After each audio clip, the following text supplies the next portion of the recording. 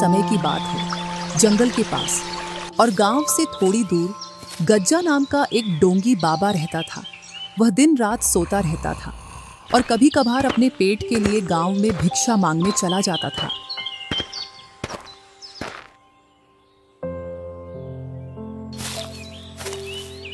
अरे, आज फिर से सूखी रोटी और दाल मिली है, जबकि गांव के कई घरों से पकवान की खुशबू आ रही थी।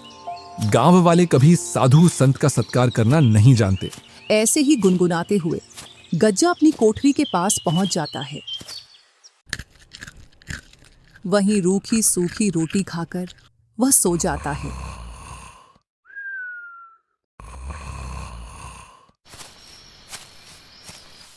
एक शाम गज्जा ऐसे ही घूमते घूमते गांव के पास पहुंच जाता है। जब वह मुखिया के घर के पास पहुंचता है तो उसको पकवान की मस्त खुशबू आती है। आज तो मुखिया के घर में कुछ खास बन रहा है, जो इतनी मस्त खुशबू आ रही है। अगर इससे भोजन मांगूंगा तो यह मुझे वही सूखी रोटी पकड़ा देगी। क्यों ना थोड़ा इंतजार करूं। जैसे ही मुखिया की पत्नी रसोई घर से इधर उधर हुई तो कुछ पकवान लेकर अपने मुकाम पर पहुंच जाऊंगा। थोड़ी देर बाद मुखिया की पत्नी रसोई घर से बाहर चली जाती है। इस मौके का फायदा उठाकर गज्जा पकवान उठाकर ले आता है और अपनी कुटिया की ओर चल देता है।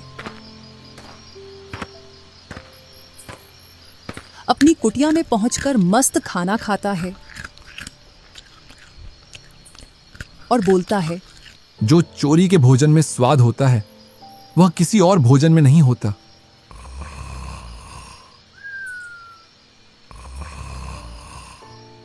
ऐसे ही वह हर शाम गांव में जाता और अपनी भोजन की व्यवस्था करके आ जाता।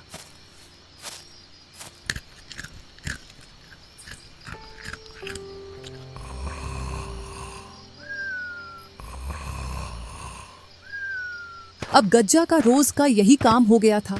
रोज रात में गांव में जाना, खाना चोरी करके लाना, अपनी कुटिया में लाकर खाना और दिन भर सोना।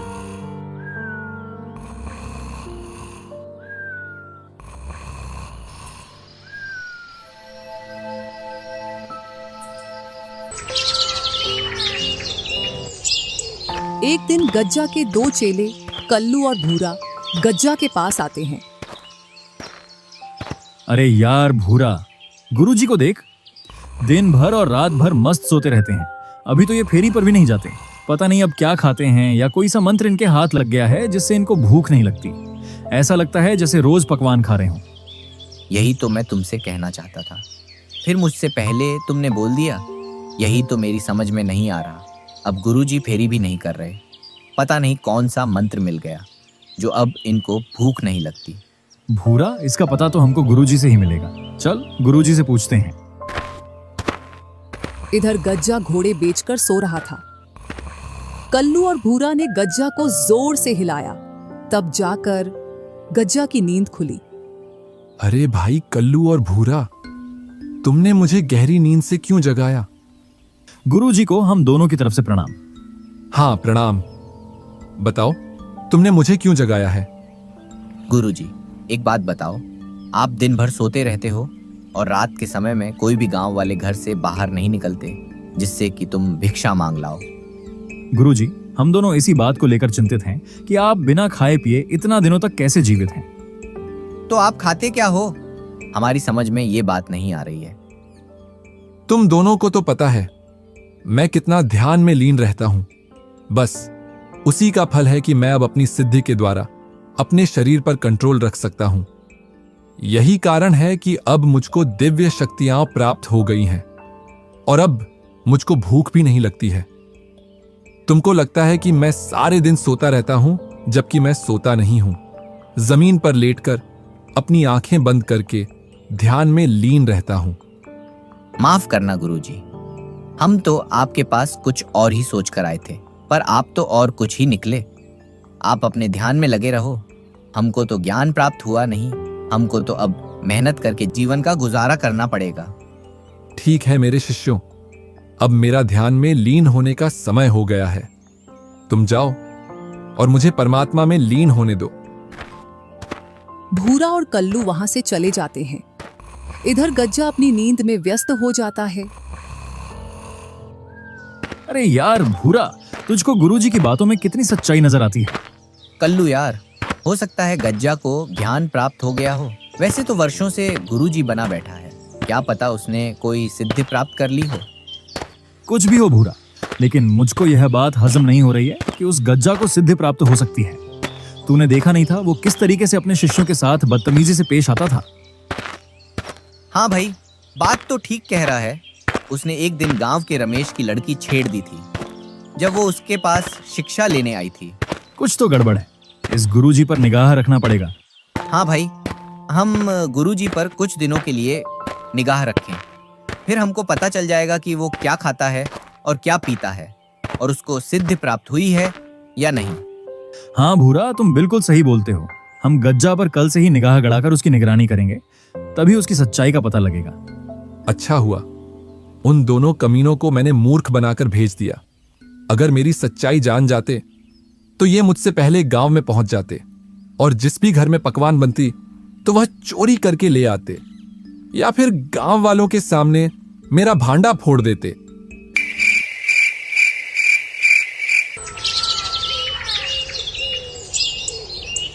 और सूरज की पहली किरण के साथ भूरा और कल्लू गज्जा गुरुजी पर निगरानी करने लगे। आज तो गांव में किसी के घर मालपुआ मिल जाए तो खाने में मजा ही आ जाएगा। बहुत दिनों से मालपुआ नहीं खाए। भूरा, वो देखो, गुरुजी जाग गए हैं और खुद से ही बातें कर रहे हैं।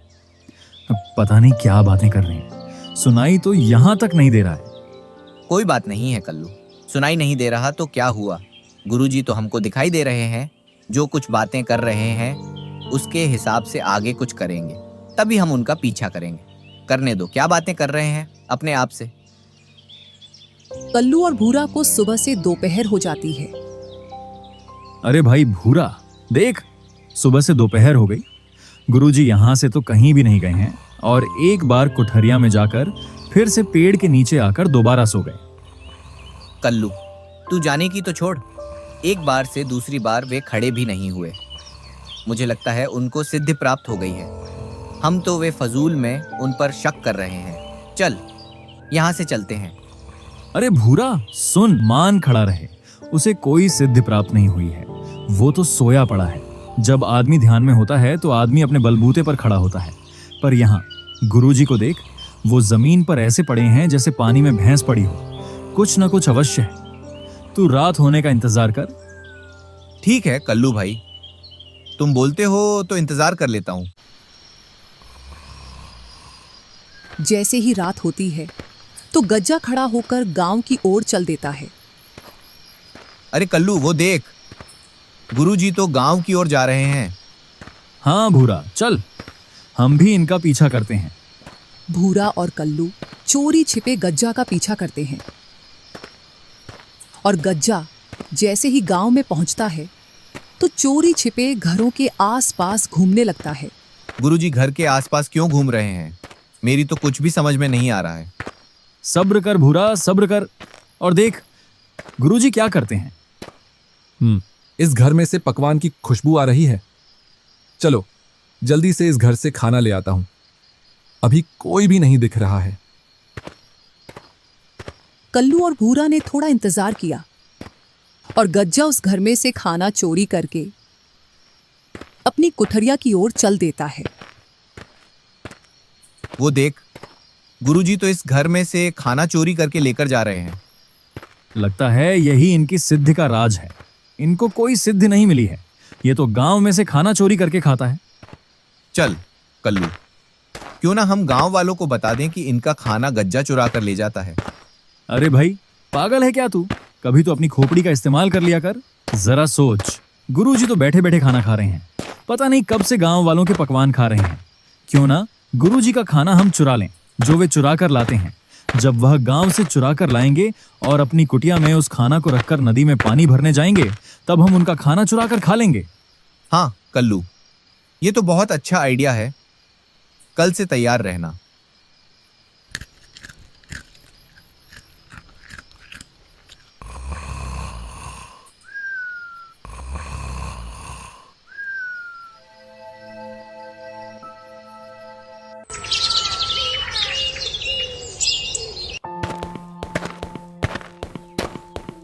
चल गज्जा, तेरी ड्यूटी का समय हो गया।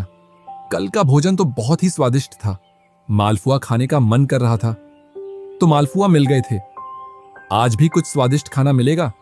चल गज्जा, चल।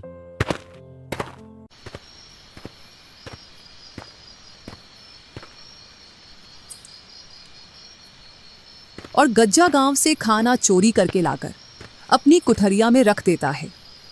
फिर अपना कमंडल लेकर नदी की ओर पानी भरने के लिए चल देता है। इधर कल्लू और भूरा गुरुजी का पीछा कर रहे थे। जैसे ही गज्जा नदी की ओर निकला, वो दोनों कुठरिया में जाकर खाना चुरा लाते हैं।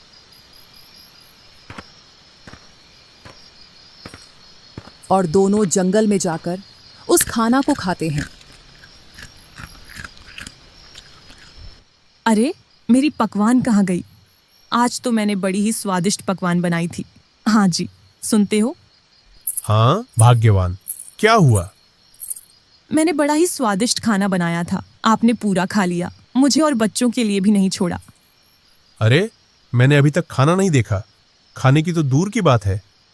कुछ दिनों पहले भी अपने घर में ये घटना हुई थी।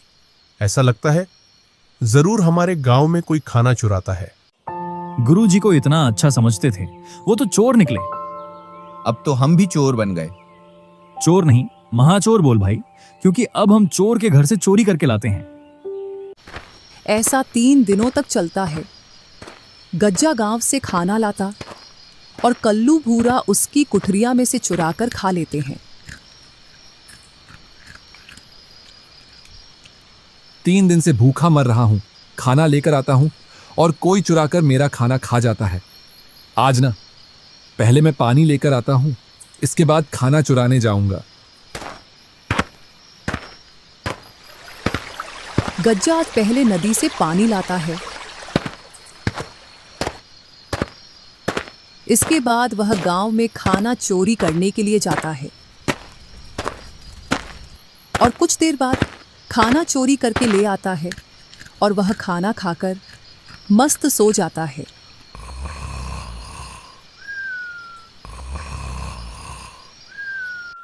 इधर गांव में इस बात का पता लग जाता है कि गांव में कोई खाना चुराता है।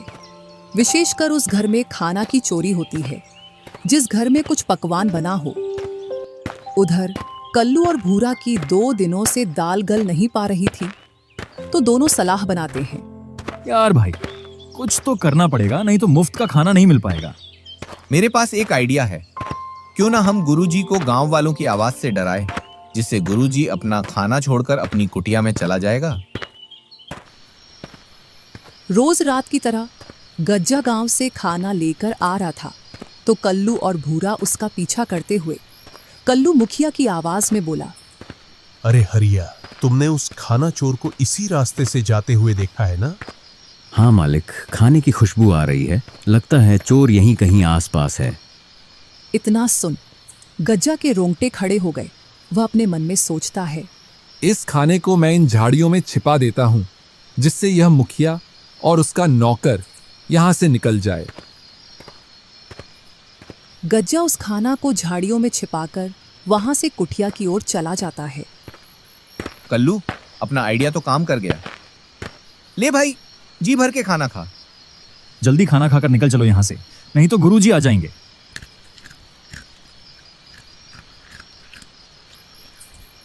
चलो, अपना खाना उठा ले आता हूं। जब गज्जा वापस झाड़ियों में आकर देखता है तो उसको झाड़ियों में कुछ नहीं मिलता। जरूर मेरे साथ कोई खेल खेल रहा है। कहीं कल्लू और भूरा तो नहीं, क्योंकि वे दोनों ही सबसे बड़े शैतान हैं। चलो, जो भी है उसको सबक सिखाते हैं।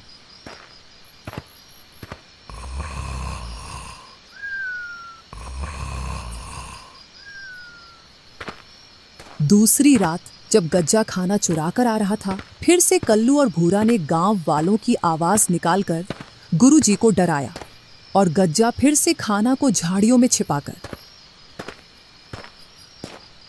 चलो, उस पेड़ के पीछे छिपकर देखता हूं कौन मेरे खाना को चुराता है। थोड़ी देर बाद गज्जा देखता है तो उसका मुंह खुला का खुला रह जाता है और वह बोलता है, कल्लू और भूरा, मैं बताता हूं गुरु क्या होता है।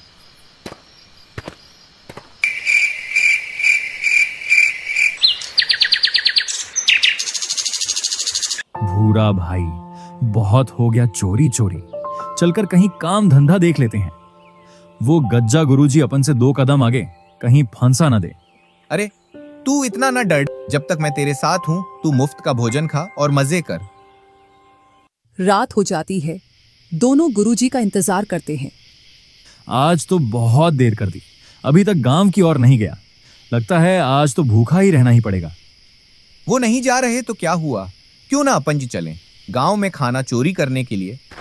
दोनों गांव की ओर चल देते हैं खाना चोरी करने के लिए। जैसे ही वह खाना चुरा कर लाते हैं तो गज्जा एक पेड़ पर चढ़कर बैठ जाता है। जैसे ही वह दोनों उस पेड़ के पास आते हैं तो गज्जा बोलता है, कौन हो तुम और मेरे रास्ते पर क्या कर रहे हो? हम तो अपने अपने घर जा रहे हैं, और तुम कौन होते हमसे पूछने वाले? यह जंगल मेरा है और मैं इस जंगल का भूत राजा हूं। इतना सुन दोनों के रोंगटे खड़े हो जाते हैं, क्योंकि गांव वालों के मुंह से उन्होंने ऐसी कहानियां सुन रखी थी जो जंगल में भूतों के बारे में थी। क्या सोच रहे हो? अगर तुम्हें अपनी जान प्यारी है तो तुम्हारे पास जो सामान है उसे यहीं रख दो। मैंने तुमसे सुबह बोला था, ये चोरी छपाटी छोड़कर अपना कुछ काम धंधा देख ले। ले, अब इस भूत से लड़ ले। मुझे क्या मालूम था आज ये आ जाएगा। इतने दिनों से तो कोई नहीं आ रहा था। अगर तुम दोनों मेरी बात मानोगे तो मैं तुम्हारी जान बख्श दूंगा, और अगर तुम ऐसे ही झगड़ा करोगे तो मैं तुम दोनों को यहीं मार दूंगा। जल्दी करो, तुम्हारे पास जो सामान है उसे यहीं छोड़कर भाग जाओ। कल्लू और भूरा डर के मारे वो भोजन उसी पेड़ के नीचे रखकर वहां से भाग जाते हैं। उन दोनों के वहां से भाग जाने के बाद गज्जा नीचे उतरकर खूब भोजन करता है और अपनी कुटिया में जाकर सो जाता है।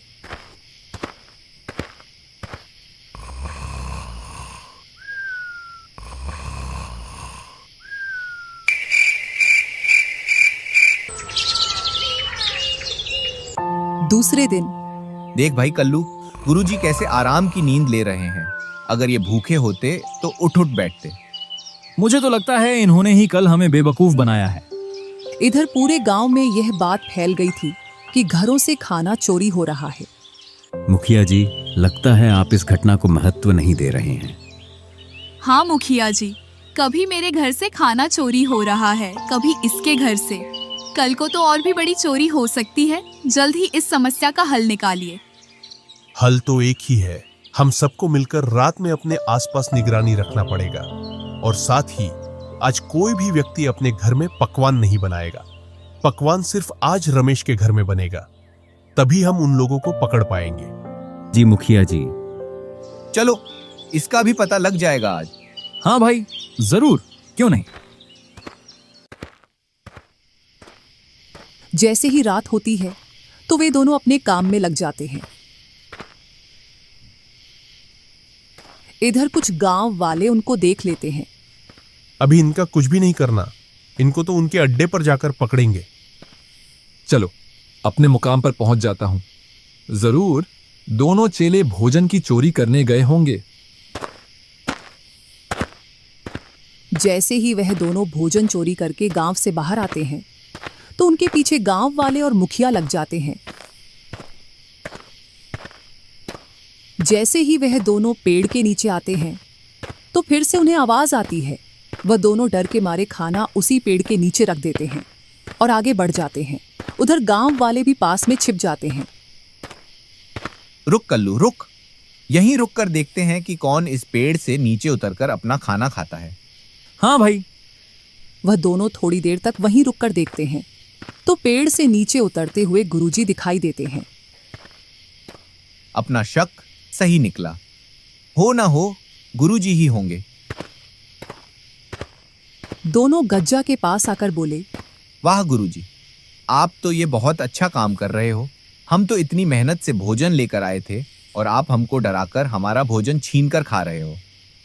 तुमने भी तो यही किया था मेरे साथ, मेरे भोजन को चुरा कर खाया था। हाँ, तो वो कौन सा तुम्हारी मेहनत का था? तुम भी तो गांव से चुरा कर लाते थे। बस करो तुम दोनों, वरना मैं सभी गांव वालों को बता दूंगा कि तुम गांव से भोजन चुरा कर लाते हो। हाँ, बता दो, हम भी बता देंगे कि जो पहले गुरु ने किया वही उनके चेलों ने किया। इतने में ही मुखिया और गांव वाले वहां आ जाते हैं और मुखिया बोलता है, हम ही आपके पास आ गए और हमें बताने की जरूरत नहीं है कि पहले कैसे गुरु हमारे भोजन को चुराता था और फिर बाद में कैसे उसके चेले भी हमारा भोजन चुराने लगे और गुरु और चेले एक दूसरे का भोजन चुराने लगे। अरे इतनी हेरा फेरी से कौन चोरी करता है? इसके लिए तो हमारे पास एक ही शब्द है, गुरु, चोर, चेला, महाचोर।